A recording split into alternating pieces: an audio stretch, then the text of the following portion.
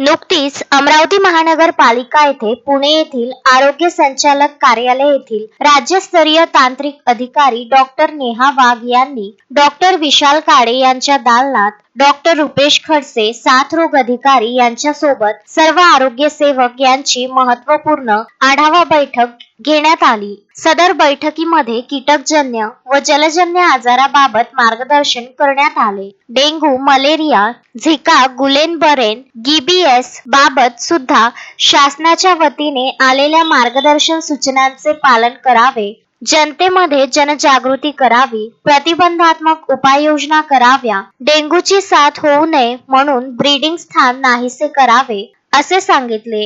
या आढावा बैठकीत जिल्हा हत्तीरोग अधिकारी डॉक्टर भगत, डॉक्टर विशाल काळे आरोग्य अधिकारी, डॉक्टर रुपेश खडसे साथरोग अधिकारी, डॉक्टर जुनेद फैजल, हैदर अली आरोग्य निरीक्षक, बबन खंडारे, शरद सावळे, शशिकांत जयस्वाल, विकी भेंडकर, दीपाकर भरडे, वैभव देवकर, सुमित डोंगरे, रुपेश घोरे, श्रेयस नाडे, प्रतीक जोशी व इतर आरोग्य सेवक यांनी संपूर्ण शहराचा आढावा दिला। अशोकभाई जोशी, विदर्भ न्यूज, अमरावती।